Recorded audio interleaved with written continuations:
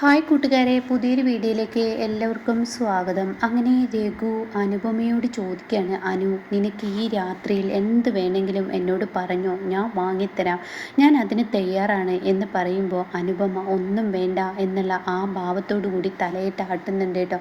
അപ്പോൾ ഈ സമയം ദാസ് പറയണേ, നീ മടിക്കണ്ട, നിൻ്റെ ഏട്ടൻ്റെ സ്ഥാനമാണ് രഘുവിന്, അതുകൊണ്ട് എന്ത് കാര്യവും ഇവനോട് പറയാം, നിനക്കെന്തെങ്കിലും ആവശ്യമുണ്ടെങ്കിൽ പറഞ്ഞേക്കേ എന്നങ്ങ് പറയുമ്പോൾ ഉടൻ തന്നെ മാഷ് അതിൽ ഇടവിട്ടു കേട്ടോ. മാഷ് പറയണേ, ദാസേ, അതിൻ്റെ ആവശ്യമില്ല, അവൾക്ക് വേണ്ടത് അവളുടെ അച്ഛനായ ഞാൻ സാധിപ്പിച്ചു കൊടുക്കാനുണ്ട്. ഇപ്പോഴാണെങ്കിലോ അവൾക്ക് അവളുടെ ഭർത്താവുമുണ്ട്, ബാക്കിയുള്ളവരുണ്ട്, ഇങ്ങനെ മറ്റുള്ളവരുടെ സഹായമൊന്നും വേണ്ട എന്ന് പറയാൻ കേട്ടോ. അത് കേൾക്കുന്നതിനോടുകൂടി രഘുവിന് വല്ലാത്തൊരു സങ്കടമാവാണ്. മറ്റുള്ളവരുടെ സഹായമൊന്നും വേണ്ട എന്നുള്ള ആ വാക്ക് പറയുമ്പോൾ അത് ശരിക്കും തൻ്റെ ഉള്ളിൽ തട്ടിയിട്ടോ. തനിക്കത് താങ്ങാനാവുന്നില്ല, അത്രയും വലിയ വേദനയാവണ്. തൻ്റെ കണ്ണിൽ നിന്ന് കണ്ണുനീർ തുള്ളികൾ ഇങ്ങനെ നിറഞ്ഞൊഴുകയാണ്. ഈ സമയം അനുപമ മാഷിൻ്റെ അരികിൽ വന്നിട്ട്, എന്തിനാ അച്ഛാ രഘുവേട്ടനെ ഇങ്ങനെ വേദനിപ്പിക്കുന്നു, അത് വേണ്ടായിരുന്നു, രഘുവേട്ടനോട് അങ്ങനെ ഒരു വാക്ക് പറയണ്ടായിരുന്നു, രഘുവേട്ടൻ ഈ കുടുംബത്തിന് മരിക്കുന്നത് പോലെ മറ്റാർക്ക് വേണ്ടിയിട്ടാണ് ചെയ്തിട്ടുള്ളത്, ഞങ്ങളുടെ ഏട്ടൻ്റെ സ്ഥാനമാണ് രഘുവേട്ടനെ ഞങ്ങൾ കൊടുത്തിട്ടുള്ളത്, എന്തിനാ രഘുവേട്ടനെ ഇങ്ങനെ ഒറ്റപ്പെടുത്തലും കുറ്റപ്പെടുത്തലും ചെയ്യുന്നത്, അത് രഘുവേട്ടനെ വല്ലാതെ തളർത്തുന്നുണ്ട്.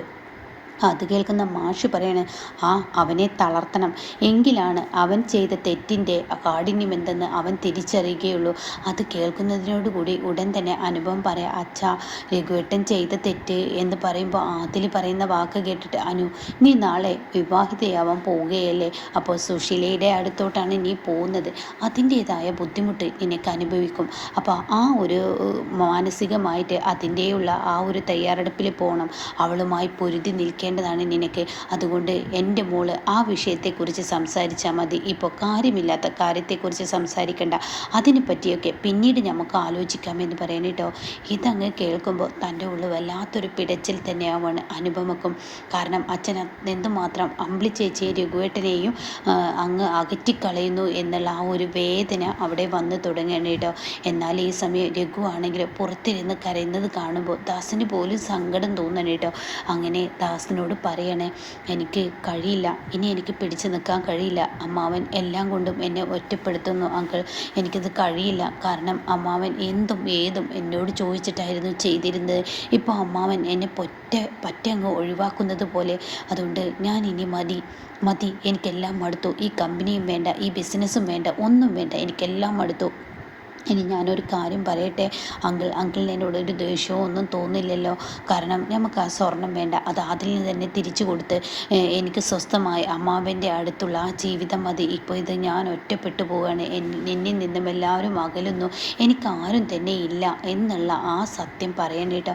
ഇതങ്ങ് കേൾക്കുന്നതിനോടുകൂടി ഉടൻ തന്നെ ദാസ് പറയണേ, എന്ത് അസംബന്ധമാണ് രഘു നീ പറയുന്നത്, നമുക്ക് നീ പറയുന്ന നിൻ്റെ അമ്മാവനെയൊക്കെ മാറ്റിയെടുക്കാം, അതിനൊക്കെ സമയം ഉണ്ടോ, താൻ സമാധാനത്തോടു കൂടി നിൽക്ക്, ഈ കല്യാണമൊക്കെ ഒന്ന് കഴിയട്ടെ, എന്നിട്ട് നമുക്ക് അമ്മാവനോട് കാര്യങ്ങളൊക്കെ എൻ്റെ അണ്ണനോട് കാര്യങ്ങളൊക്കെ പറഞ്ഞ് മനസ്സിലാക്കാം, ഇതിപ്പോൾ നിന്നോട് മാത്രമല്ലല്ലോ എന്നോടും ഇപ്പോൾ ആ അകൽച്ച തന്നെയല്ലേ കാണിക്കുന്നത്, ഞാനും എൻ്റെ അണ്ണനും എത്രമാത്രം നല്ലൊരു സുഹൃത്തായിരുന്നു നിനക്കറിയില്ലേ എന്നിങ്ങനെ പറയുന്നുണ്ട് കേട്ടോ.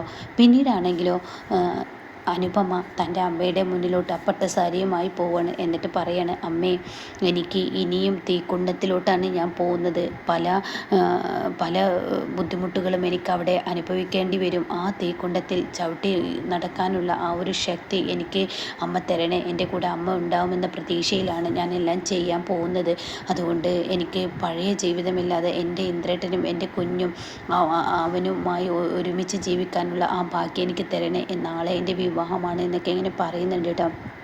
എന്നാൽ ഈ സമയം അമ്പിളി ആണെങ്കിലോ റൂമിൽ ഇങ്ങനെ ഇരുന്ന് കരയാണ്. അത് കണ്ടിട്ട് ചീരു അങ്ങോട്ടേക്ക് വരികയാണ്. അപ്പോൾ ഉടൻ തന്നെ ചീരി ചോദിക്കുന്നുണ്ട്, എന്തിനാ അമ്പിളി ചേച്ചി ഇങ്ങനെ കരയുന്നത്, അതെ നീ ഒന്ന് ആലോചിച്ച് നോക്ക്, ഇക്കാര്യം പോലും രഘുവേട്ടനോട് പറഞ്ഞില്ല, അപ്പോൾ രഘുവേട്ടനെ അച്ഛൻ എത്രമാത്രം അകറ്റുന്നു, ആ മനുഷ്യനാകെ തകർന്നിട്ടുണ്ടാവും, ആ മനുഷ്യൻ എത്രമാത്രം അച്ഛനെ സ്നേഹിക്കുന്നുണ്ട്, എന്നിട്ടും അച്ഛൻ ആ മനുഷ്യൻ്റെ സ്നേഹം മനസ്സിലാക്കുന്നില്ലല്ലോ, ആ മനുഷ്യൻ പറഞ്ഞത് ശരിയാണ്, കാരണം ആര് എന്ത് തെറ്റ് ചെയ്താലും എപ്പോഴും അച്ഛന് രഘുവേട്ടനെ വഴക്ക് പറയാലോ. ഇപ്പോൾ രഘുവേട്ടൻ ഒന്ന് പച്ച പിടിച്ചപ്പോഴേക്കും കണ്ടില്ലേ നീ, ഒന്നുമില്ലെങ്കിൽ ഞാനൊരു കാര്യം പറയട്ടെ, 15 ലക്ഷം രൂപ ഇപ്പോൾ അനുവിന് കൊടുക്കാൻ അച്ഛൻ തീരുമാനിച്ചു. അതിൽ ഞങ്ങൾക്ക് എതിർപ്പൊന്നുമില്ല, അതിന് ഞങ്ങൾ കൊടുത്തതിൽ സന്തോഷവതിയുമാണ്. പക്ഷേ ഞങ്ങൾക്കൊരു ബിസിനസ് തുടങ്ങാൻ വേണ്ടി ഞങ്ങൾ എത്ര തവണ അച്ഛൻ്റെ മുന്നിൽ കെഞ്ചി ചോദിച്ചു പണം. അന്ന് പണമുണ്ടായില്ല. എന്നാൽ ഇന്ദ്രന് പണം കൊടുക്കാൻ അച്ഛൻ എവിടുന്ന് എത്ര തോന പണമാണ് ഇന്ദ്രന് കൊടുക്കുന്നത്. ഏത് സമയവും അച്ഛൻ ഇങ്ങനെയൊക്കെ തന്നെയാണ് കാട്ടിക്കൂട്ടുന്നത്. അപ്പോൾ ഞങ്ങൾ ആ സ്വർണം ഞങ്ങളുടെ കയ്യിൽ കെട്ടിയപ്പോൾ ഞങ്ങൾക്കൊരു രക്ഷപ്പെടാനുള്ളൊരു മാർഗം ഞങ്ങളിൽ വന്നപ്പോൾ ഞങ്ങൾ രക്ഷപ്പെട്ടതാണോ ഇപ്പോൾ അച്ഛന് തെറ്റ്? നമ്മുടെ അച്ഛൻ എന്താടി രഘുവേട്ടനെ എന്നെ ഇത്ര വെറുക്കുന്നത്? കുടുംബം നോക്കുന്നതിൻ്റെ കൂലി എന്നൊക്കെ പറയുന്നതാണോ? ആത്മാർത്ഥമായി തൻ്റെ അനിയത്തിമാർക്കും അതുപോലെ തന്നെ തൻ്റെ അനിയത്തിമാരാണെന്ന് കരുതി രഘുവേട്ടൻ എല്ലാവരെയും കൂടെ പിടിച്ചതിനാണോ അച്ഛൻ ഇങ്ങനെയൊക്കെ ഞങ്ങളോട് കാണിക്കുന്നത് എന്നൊക്കെ ചോദിക്കുമ്പോൾ, എൻ്റെ ചേച്ചി ഇങ്ങനെയൊന്നും കടന്ന് ചിന്തിക്കല്ലേ, പിന്നെ ഞാൻ എങ്ങനെയാണ് ചിന്തിക്കേണ്ടത്? ഇപ്പോൾ ഞങ്ങളോട് കാണിക്കുന്ന ഇത് എന്തിനാണ്? ആദിലിൻ്റെ വാക്ക് കേട്ടിട്ടല്ലേ? അതല്ല ചേച്ചി, ഒന്നല്ലെങ്കിൽ നമ്മുടെ അച്ഛൻ ഒരു അധ്യാപകനാണ്.